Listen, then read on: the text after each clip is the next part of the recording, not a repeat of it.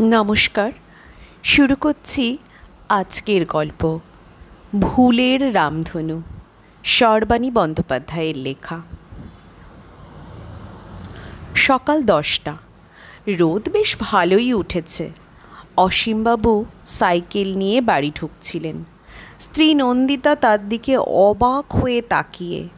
বাজারের ব্যাগ স্ত্রীর দিকে এগিয়ে দিয়ে অসীমবাবু বললেন, কি হলো, অমন করে চেয়ে আছো কেন? মাছের ব্যাগটা ধরো, এত কিছু একসঙ্গে সামলানো যায়? নন্দিতা তখনও হাঁ করে তাকিয়ে আছেন। দেখে তিনি কেমন ঘাবড়ে গেলেন। নন্দিতা কাজের মেয়ে শিলাকে ডাকছিলেন, ও শিলা, দেখে যা তোর কাকুর কাণ্ডটা। ছেলে মেয়ে চাকরি ও বিবাহ সূত্রে বাইরে থাকায় এখনই শিলাই সম্বল। শিলা হুড়মুড়িয়ে নেমে এলো দোতলা থেকে। বেচারি ঝাড় দিচ্ছিল। নিচে এসে ঝাঁটা ছুঁড়ে ফেলে হাসতে হাসতে পেট চেপে সিঁড়ির নিচের ধাপেই বসে পড়ল আর বারবার বলছিল, ও কাকু, এটা তুমি কি করেছো?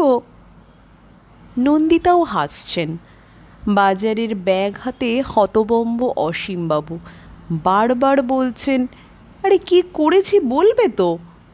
তারপর তেড়ে মেরে উঠে ব্যাগটা ধপাস করে মেঝেতে ফেলে বেসিনে হাত ধুতে গিয়েই আটকে উঠেছেন। এ কি গো, আমি হেলমেট পরে সাইকেল চেপে বাজারে গেছি, তো তুমি একবার বলবে না? ছি ছি ছি, এতক্ষণ আমি হাতে সাইকেল ধরে আর মাথায় হেলমেট পরে বাজারে ঘুরেছি, তাই লোকে আমার দিকে তাকিয়ে ওরম মুচকি মুচকি হাসছিল। নন্দিতা বললেন, হাসবে না? সাইকেলের সঙ্গে হেলমেট দেখলে সবাই হাসবে। আমি কি যাওয়ার সময় তোমাকে দেখেছি যে বলবো? অসীমবাবুর এবার মনে পড়ল, জানো, একটা বাচ্চা ছেলে আমাকে ও জেঠু, ও জেঠু বলে ডাকছিল। ছেলেটার মা ওকে কথাটা বলতেই দিল না। মহিলা হাড় বজ্জাত দেখছি। নন্দিতা হাসি চেপে বললেন, তুমি ভুল করবে আর বাকি সবার দোষ হয়ে গেল। হবে না, ওদের ভালো বলতে হবে। একবার তো বলতে পারতো, দাদা আপনি ভুল করে। অসীমবাবু হেলমেট খুলে মুখে চোখে জলের ঝাপটা দিতে দিতে বললেন, আমি আর এ বাজারে যাব না। শয়তানের বাজার এটা, সবাই মজা দেখে গেল, কেউ একবার বললে না? নন্দিতা বললেন, ওরা তোমাকে কি ভাবলো বলো তো? নন্দিতার কথাটা বলতেই অসীমবাবু ভয়ঙ্কর ক্ষেপে যান। আমি বুঝেছি, ওরা আমাকে পাগল ভেবেছে, তাই বলছো তো? ও মা, সে কথা কখন বললাম? বলেছ ইনডিরেক্টলি। খাবো না, কিচ্ছু খাবো না, জলস্পর্শ করবো না। অসীমবাবু দুমদাম করে দরজা খুলে বেরিয়ে যান। শিলা ঘাবড়ে দরজার দিকে ছোটে, কি হবে? ও কাকিমা, কাকু তো বেরিয়ে গেল। তোর কাকুর দৌড় জলযোগ পর্যন্ত। আসার সময় কচুরি ভাজতে দেখেছে হয়তো। নন্দিতা নিরুত্তাপভাবে বাজারের ব্যাগ তুলে নেন। মাছ ধুতে ধুতে স্বামীর কথা ভাবছিলেন নন্দিতা। লোকটা কেমন পাল্টে গেল। বিয়ের পর কম রোম্যান্টিক ছিল। রাহুল হওয়ার আগে অফিস থেকে ফেরার সময় ব্যাগে করে কত কিছু আনতো নন্দিতার জন্য।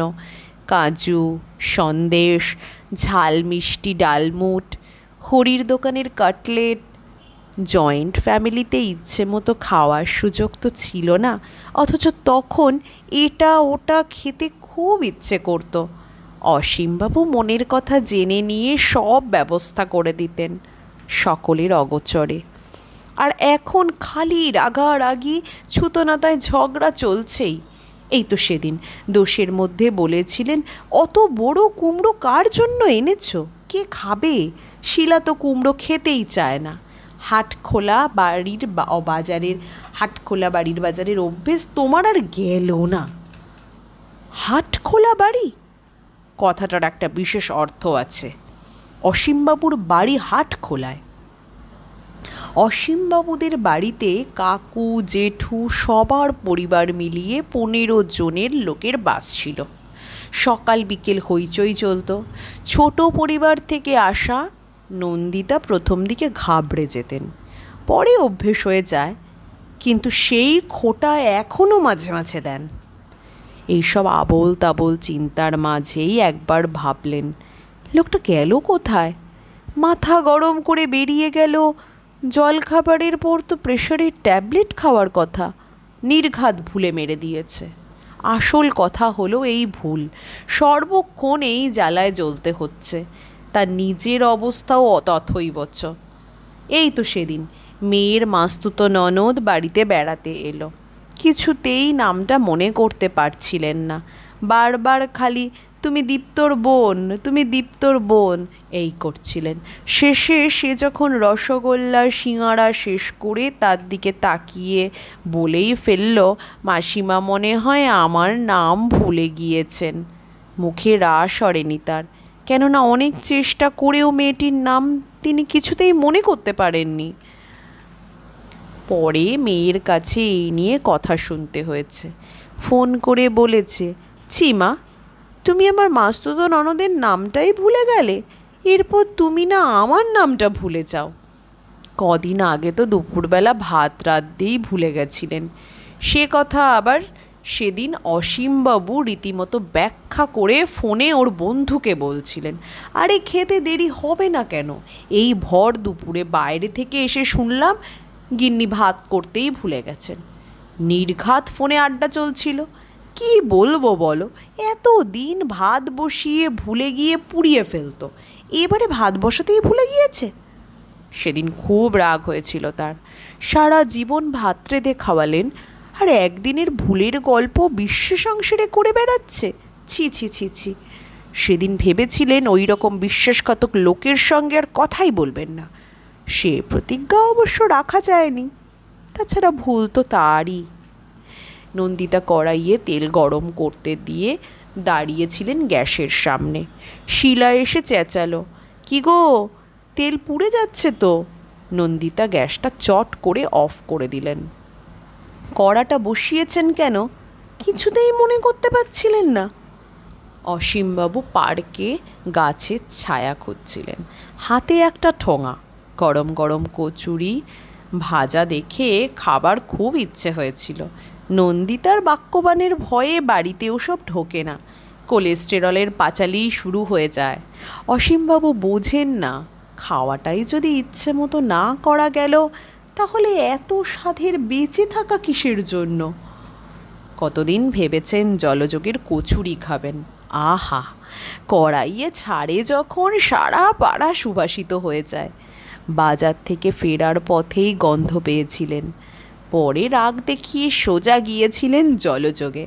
ওখানে বসে খেলেই কেউ বলতে পারে, দেখেছো বুড়োটা কেমন হ্যাংলা, লুকিয়ে লুকিয়ে কচুরি সাটাচ্ছে। তাই খানকত কিনে পার্কে বসে সদ্ব্যবহারের কথা ভেবেছিলেন। ঠিক তখনই সামনের বাড়ির অনিলবাবুকে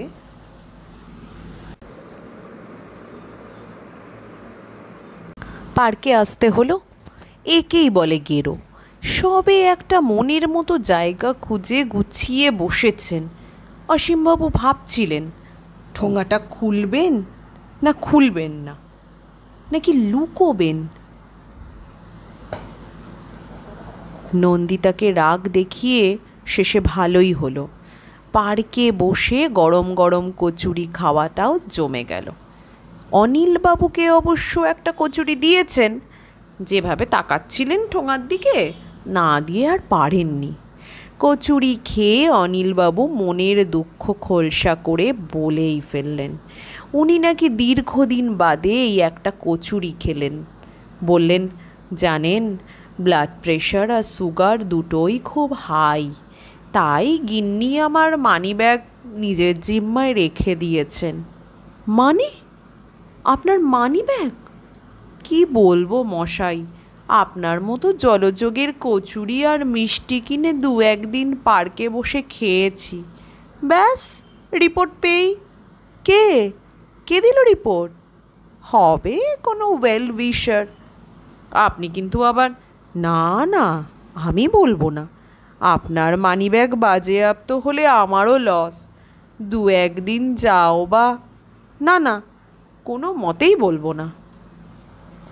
অনিলবাবু চলে যাওয়ার পরও অসীমবাবু বসে বসে ভাবছিলেন, না নন্দিতাকে সমঝে চলতে হবে, পলিসিটা ভুলভাল হয়ে যাচ্ছে। নন্দিতা একদিন বলছিলেন, আজকাল তোমার বিদঘুটে স্বভাব হয়েছে, সব কটা খারাপ জিনিস একসঙ্গে বাড়ছে।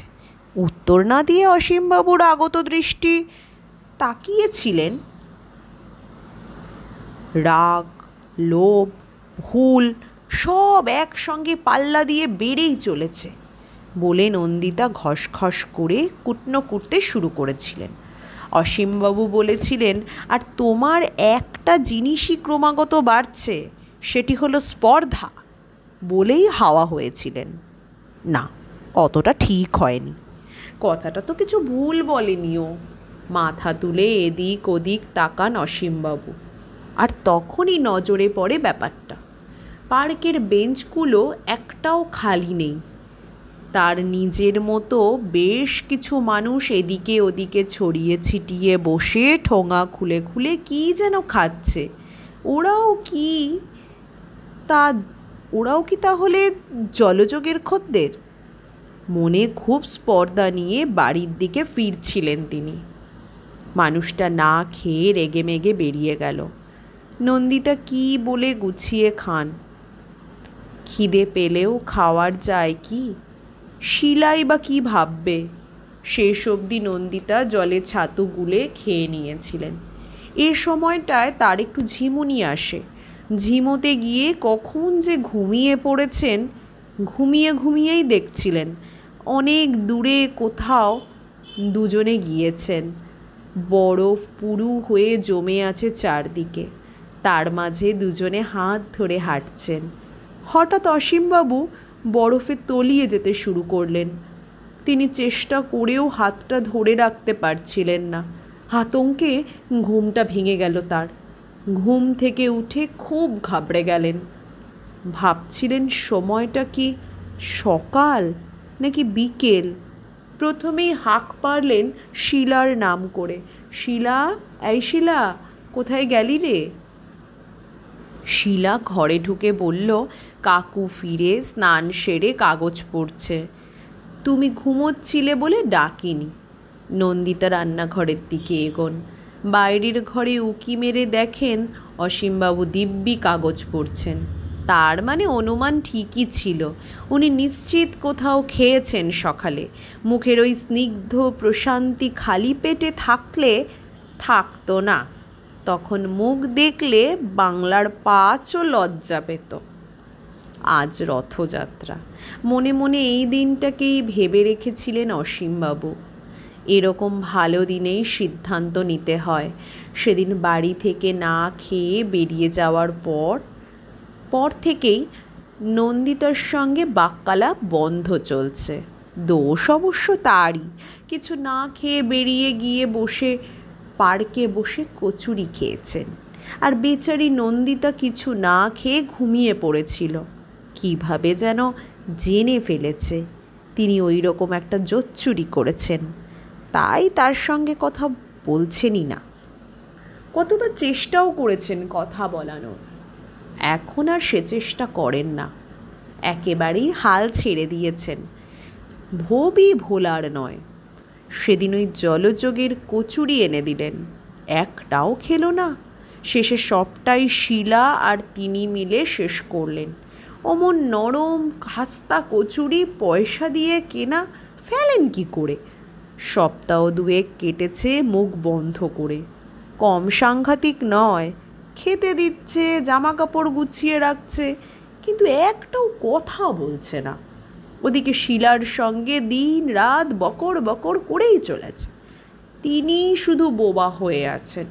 নিজের বাড়িতেই নিজেকে কেমন ভিখিরি ভিখিরি মনে হচ্ছে। তাই শেষ পর্যন্ত ঠিক করেছেন তিনি বৃদ্ধাবাসেই যাবেন।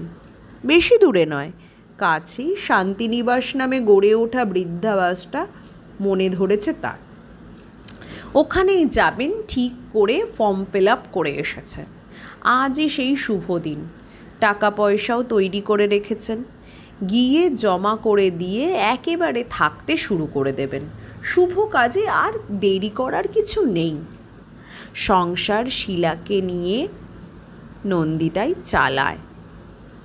টাকা পয়সাও থাকে ওর কাছে, মাসে মাসে টাকা যা দেওয়ার দিয়ে যাবেন, সবটাই ভেবে ফেলেছেন, শুধু বাড়ি থেকে বেরোনোর অপেক্ষা। গতকাল রাতে দরজা বন্ধ করে সুটকেস গুছিয়েছেন, খাটের তলা থেকে বার করে বাইরের ঘরে নিয়ে রাখলেন শেষ অবধি। এবার একবার বাথরুমে যাবেন, তারপরেই বেরোবেন। এই তার এক বদরোগ, বাড়ি থেকে বেরোনোর আগে বাথরুম যেতেই হবে। বাথরুম থেকে ফিরতেই হতবাক, বাইরের ঘরে আর একটা সুটকেস। নন্দিতা রেডি হয়ে বসে আছেন। গায়ে পড়ে কথা বলে ফেললেন, তুমি কোথায় যাচ্ছ? নন্দিতা চুপ। উত্তর দেয় শীলা, শান্তিনিবাসে। শান্তিনিবাস মানে? মা বাড়িতে আর থাকবে না, ওখানেই চলে যাচ্ছেন। আমিও তো ওখানেই যাচ্ছি। শীলা হেসে ফেলে, সে কি দুজনেই এক জায়গায়? দুত্তর নিকুচি করেছে, কোথাও শান্তি নেই বলে নন্দিতা উঠে পড়লেন। শীলা ওর সুটকেস টানতে টানতে ভিতরে ঢুকে যায়। অসীমবাবু হতবম্ব হয়ে সোফায় বসে পড়লেন। শীলার উদ্দেশ্যে হাঁক পারলেন, শীলা চা কর। চা খেতে খেতে উঠে পড়লেন অসীমবাবু। ভুল, সবটাই তার ভুল। বৃদ্ধাবাসের ফর্ম ফিল আপ করে তোষকের তলায় লুকিয়ে রেখেছিলেন, মনেই ছিল না। নন্দিতা রোজ বিছানা ঝাড়ে, চাদর পাল্টায়। চায়ের জন্য অপেক্ষা করতে করতে আনমনেই মুচকি হাসি ফোটে অসীমবাবুর মুখে। সব ভুল কি আর খারাপ? না, খারাপ নয়। শেষ হলো আজকের গল্প। কেমন লাগলো গল্পটি কমেন্ট করে জানাতে ভুলবেন না। ভালো মন্দ যেরকমই মতামত হোক না কেন কমেন্টের মাধ্যমে জানাবেন, তাতে আমার ভুল সংশোধন করতে অনেক সুবিধে হবে। আর ভালো লাগলে লাইক করবেন, চ্যানেলটি সাবস্ক্রাইব করতে একদম ভুলবেন না। কাইন্ডলি সকলের সাথে চ্যানেলটির লিঙ্ক শেয়ার করে দেবেন এবং একটু অনুরোধ করবেন সাবস্ক্রাইব করে চ্যানেলটির পাশে থাকার। তাতে গল্প পাঠ করে চ্যানেলটিকে দীর্ঘায়িত করতে আমার খুব সুবিধে হবে। ধন্যবাদ।